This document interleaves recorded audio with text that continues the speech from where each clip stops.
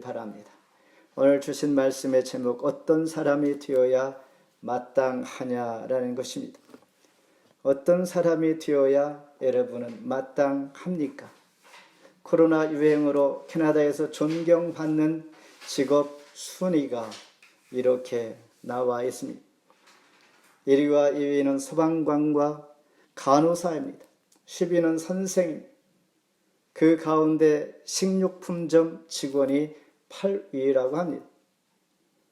오늘 이 시대에 우리에게 존경받는 직업들, 평소에 생각하지 못한 것, 이 시대가 우리에게 필요성을, 또한 우리의 생명을 귀히 여기며 또한 큰 위로가 될 수 있는 그런 직종에 대한 선호도, 저와 여러분이 어떠한 사람이 되어야 마땅하냐라는 질문에 대하여 오늘 이 시대에 나는 이런 사람이 되어야겠구나라는 생각을 하게 하는 것입니다.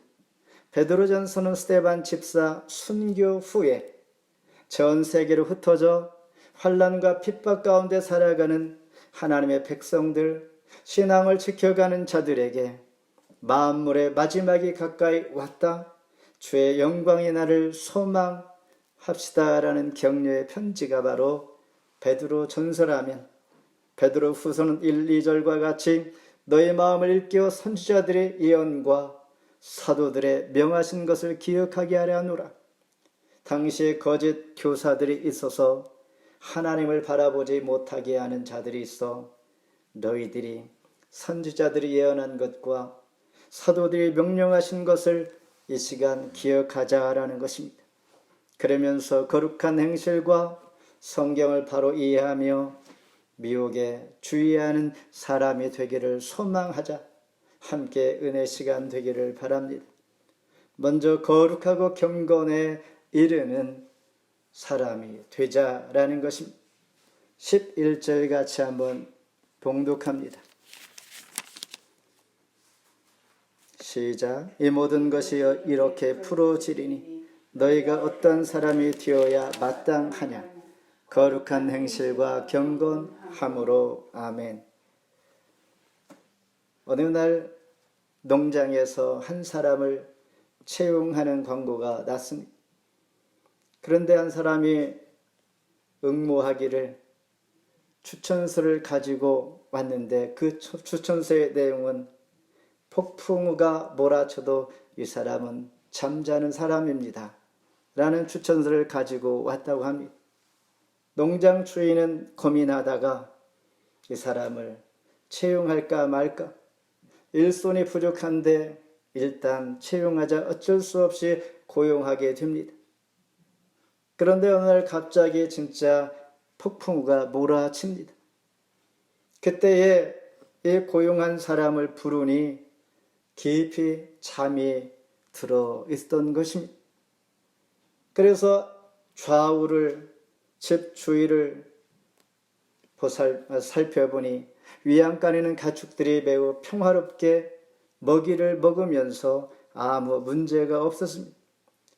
그리고 밀 집단도 단단히 묶여져서 이상이 없고 창고 안의 곡물도 비 한 방울도 맞지 않고 폭풍우에 전혀 문제가 없었습니다. 그제서야 이 농장 주인은 생각하기를 폭풍우에도 깊이 잠을 자는 사람, 이 사람의 추천서대로 그 이유를 알게 된 것입니다. 다시 말해서 이분은 폭풍에도 잠을 깊이 들 수 있도록 평소에 철저하게 준비하고 어떤 상황에도 흔들리지 않는 철저한 사람이었다라는 것입니다. 이렇게 우리 모두가 거룩하고 경건의 행실과 하나님 은혜로 준비된 사람들은 오히려 폭풍우가 불어칠 때에 자기의 존재감을 드러낼 수 있는 기회다라는 것입니다. 두려워하지 않는 것입니다. 악한 세상과 구별되어 주님을 닮아가는 삶, 이것이 바로 거룩한 행실과 경건함으로 살아가는 자인 것인데, 사도 베드로는 이러한 사람이 되어야겠다라는 것입니다. 레위기 20장 26절에 너희는 거룩할지어다. 나의 소유로 삼으려고 만민 중에서 구별하여 너를 선택하였다. 저와 여러분이 이 시간 하나님의 자녀라면 우리는 구별된 자유, 하나님의 소유가 된 것이요, 만민 중에서 택하여 세운 자다라는 것입니다. 사도행전 1장 9, 11절에 보면 예수님께서 승천하실 때 제자들은 예수님의 승천한 모습을 끝까지 바라봅니다. 그때에 흰옷 입은 두 사람이 말하기를 갈릴리 사람들아 어찌하여 서서 하늘을 쳐다보느냐. 너희들이 보는 예수는 하늘로 승천하실 때 그 모습으로 다시 오시리라. 너희들이 본 그대로 오시리라. 이 말은 무슨 의미일까요? 주님 다시 오실 때까지 거룩하고 경건한 하나님의 사람으로 잘 준비하여 있기를 바란다, 이런 뜻입니다.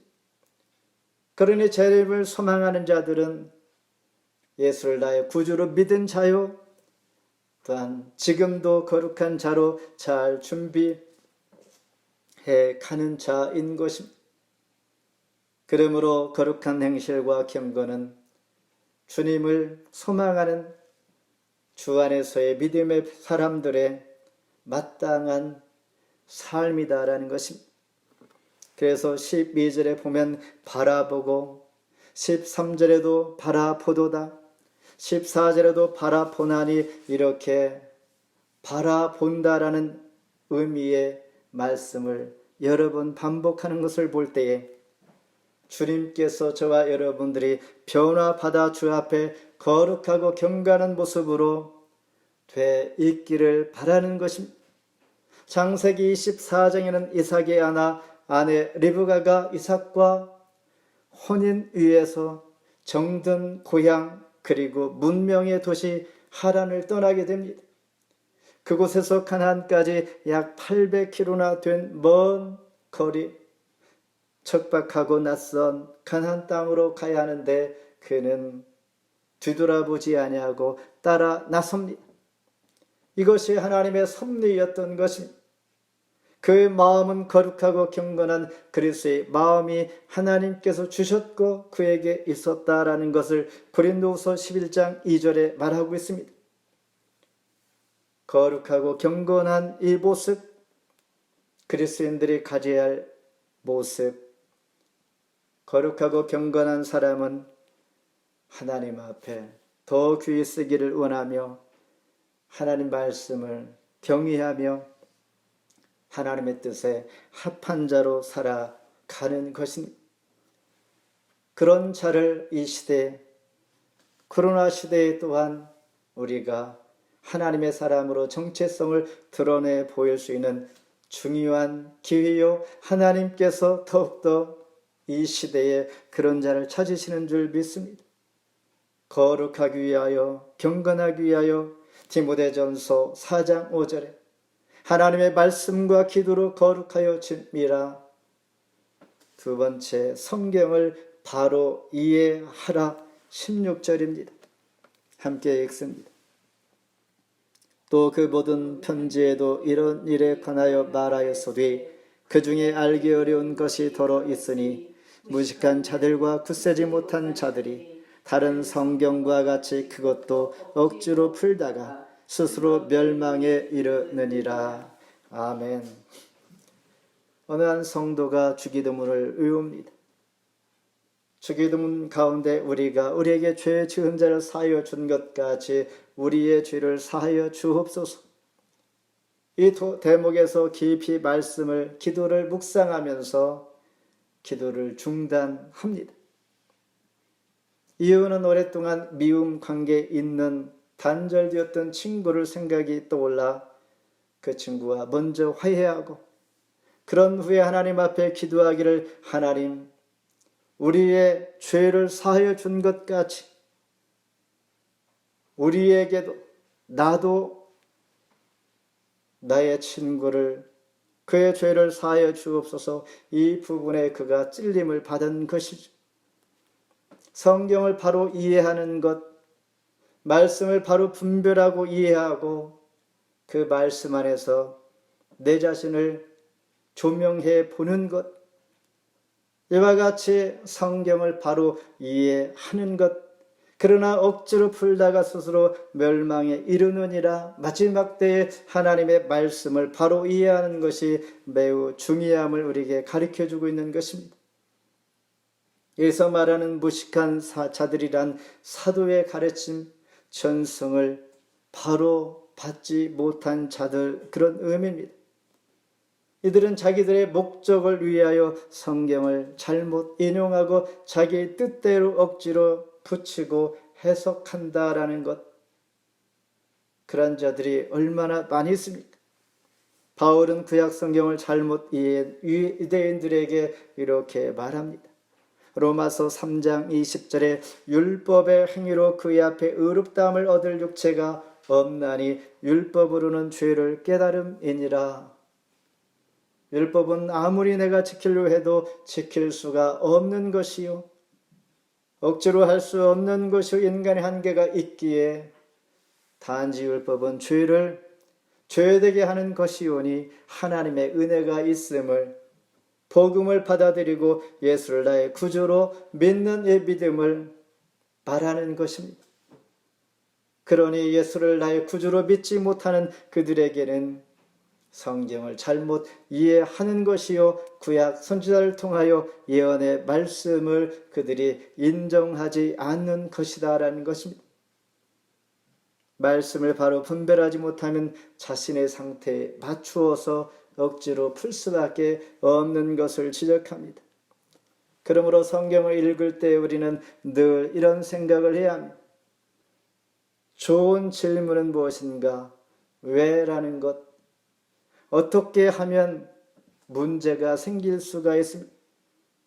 왜, 어떻게는 결론이 완전히 다르게 나타납니다. 성경을 읽으면서 늘 우리의 질문은 왜라고 해야 한다는 것입니다. 예를 들어서 모세가 이스라엘 백성과 함께 출애굽하여서 홍해를 건너게 됐는데 어떻게 했지? 라고 하지 말고 왜 홍해를 건너게 되었는가? 홍해가 갈라져서 왜? 어떻게 저와 여러분은 생각합니까? 왜 홍해가 갈라져서 건너고 애굽 군대는 물속에 수장되었을까? 하나님께서 이스라엘 백성들에게 자유를, 약속의 땅 가나안 땅을 향하여 나아갈 때 앞과 뒤가 꽉 막혔을 때에 오직 하나님만 의지하고 신뢰하게 했습니다. 이스라엘 백성들 인도하는 모세 앞에 모세가 지팡이를 홍해를 향하여 들 때에 홍해가 갈라진 것처럼 그들은 이제 모세를 지도자로 하여선 하나님의 약속의 땅을 향하여 가야 하기 때문에 모세에게 권위도 줄 뿐만 아니라 하나님을 의지하고 믿을 때, 앞뒤 좌우가 꽉 막혔을 때 하나님만의 해결자가 되시는 것을 보여주시고, 하나님은 초월적인 하나님, 홍해를 가를 만한 능력의 하나님이신 것을 보여주시고, 초자연적인 분, 자연을, 홍해를 지으신 분이 하나님이신 것을 보여준 것입니다. 하나님께서 계획하신 것은 반드시 이루게 하시며 믿고 의지하여 나아갈 때에 감당할 수 없는 군대, 애굽 군대도 하나님께서는 분리시켜 나를 보호해주는 이러한 능력이 하나님을 보게 하신 것, 그래서 왜 하나님께서 하셨을까라고 우리는 자꾸 묻는다면 성경을 읽다 보면 안목이 생기는 것입니다. 그러므로 성경을 자의적으로 해석하면 되지 아니하고 복음의 진리 안에서 참 능력을 얻기를 구하는 그 믿음, 말씀을 대하는 중요한 자세인 것입니다. 하나님을 경외하며 말씀 안에서 나의 영적인 상황을 돌아보며 성령의 인도함을 따라 묵상할 때 진리의 영인 성령 하나님께서 조명해 주시는 줄 믿는 것입니다. 마지막으로 미혹을 주의하라 17절 같이 읽습니다. 그러므로 사랑하는 자들아 너희가 이것을 미리 알았은즉 무법한 자들의 미혹에 이끌려 너희가 굳센 데서 떨어질까 삼가라. 존 폭스라는 사람은 순교 역사서에서 베드로는 9개월간 옥중에서 심한 매를 맞고 그의 요청에 의하여 십자가에 거꾸로 매달려 순교했다고 합니다. 이 순교 직전에 쓴 편지가 바로 그 편지의 마지막 부분이 오늘 본문의 말씀인 것입니다. 이 말씀은 그러니 유언적인 메시지요. 유언의 메시지에서 사도 베드로가 한 말은 제발 미혹되지 말라. Please don't be deceived from false teachers. 잘못된 거짓 선생들로부터 잘못된 교회 받아 미혹되지 않는 것, 이 당부가 그의 유언과 같은 말씀이니 누구에게 하는 말씀을 받는 자들은 이미 말씀을 알고 깨닫고 있는 자들입니다. 오늘 이 메시지는 저와 여러분 믿음의 사람들에게 주는 말씀이라는 것입니다. 그래서 1장 12절에 너희가 이미 알고 있는 진리에 서 있으나 내가 항상 너희에게 생각나게 하려 하노라. 말씀을 깨닫고 알고 있을지라도 우리가 생각하지 않고 우리가 말씀을 잊어버리고 경건의 훈련 또한 하나님 안에 서 있지 아니할 때는 아무리 잘 알고 깨닫을지라도 미혹될 수밖에 없기에 하는 말씀입니다. 미혹하는 자들은 우리의 삶을 비참하게 만들 수가 있습니다. 진리를 왜곡하고 교회를 병들게 하고 또한 믿음의 건축한 자들에게 무너지게 하는 그러한 자들인 것입니다. 그래서 요한일서 4장 1절에 영들이 하나님 앞에 속하였나 분별하라. 거짓 많은 선지자가 세상에 이미 나왔음이라. 그래서 너희 굳센 데서 떨어질까 삼가라 라고 당부하는 이 말씀은 앞에서 말하는 당부가 아니라 공격적으로 말을 하고 있는 것입니다. 떨어질까 삼가라. 영적인 전쟁은 공격해야 할 때가 있는 것입니다. 지금 우리가 경험하고 있는 코로나 바이러스 시대에 주의해야만 하지만은 더 중요한 것, 내가 면역을 키우고 항체를 만들어 싸워야만 된다라는 것. 그래서 성경 안에서 늘 자신을 시험하여서 면역력을 키워서 미혹되지 않도록 힘써라 라고 하는 것입니다. 복음주의 신학자 J.I. 패커는 말하기를 오늘날 기독교의 암적인 존재는 자연주의라는 누력에 우리는 매우 약해져 있다라고 말하는데, 자연주의는 무엇인가? 과학의 영향으로 초자연주의적인 능력을 포함하지 않는 것. 우리가 지식적으로 과학적으로는 잘 알고 있지만 하나님의 초능력적인 하나님의 은혜, 하나님께서 오늘도 우리를 섭리하시고 지켜주시는 그 은혜를 우리는 잊을 때가 있을 수 있는 것입니다. 이것이 자연주의가 아닙니다. 초능력, 권능의 하나님, 지금까지 우리를 인도하신 하나님, 그 능력을 믿는다면 하나님의 절대적인 은혜에 감사하면서 하나님 말씀 안에 서기를 애쓰는 것입니다. 그렇다고 지나치게 표적과 기사를 너무 좋아하면 이단에 빠지기 쉽고, 우리를 구원하기 위하여서는 성경 66권이면 충분하다는 사실을 우리가 깨닫고 말씀 안에 가까이 나아가는 것입니다. 말씀을 맺습니다. 창세기 6장에서 8장까지는 노아 시대를 이야기하고 있습니다. 사람들은 그때의 노아에게 말합니다. 날씨가 이렇게 좋은데 무슨 홍수의 심판이요? 창세기 19장에는 소돔과 고모라의 유황불에 심판의 경고가 있을 때 롯의 사위들은 농담으로 여겨 불에 타고 말았고, 롯의 아내는 뒤를 돌아봄으로 소금 기둥이 되었습니다. 우리가 사는 이곳도 그렇습니다. 며칠 전만 해도 5월 다 끝나는 말에 우박처럼 눈이 내렸습니다.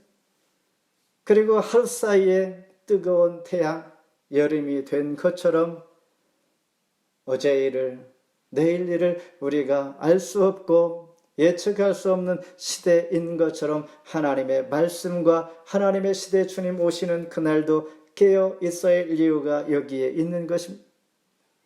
요한복음 3장에서는 바리새인 그리고 유대인의 지도자 니고데모가 밤에 예수님을 찾아옵니다.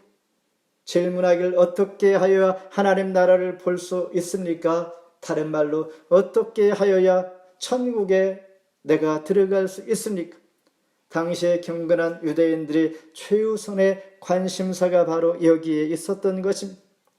예수님은 그에게 정확한 답을 주었음에도 불구하고 그의 자신 기준하여서 답을 받지 못했다고 하며 그냥 돌아갑니다. 이유는 무엇입니까? 너희가 어떠한 사람이 되어야 마땅하냐? 주님 질문에 나는 내 기준이 따로 있습니다라는 그러한 삶의 철학이 있기 때문입니다. 사도 베드로는 이런 자들에게 다시 한번 이미 알고 깨닫고 믿음의 사람들에게 만물의 마지막이 가까이 왔으니 주의 재림을 준비하는 삶을 살아야 한다 하면서 거룩하고 경건한 삶, 성경을 바로 이해하며 미혹에 주의하는 것, 매일매일 그리스도와 주의 은혜 가운데 주님을 알아 베드로 사도의 교훈을 따라 살아가기로 뜻을 정한 하나님 사람 되기를 주의 이름으로 축원합니다. 기도하겠습니다.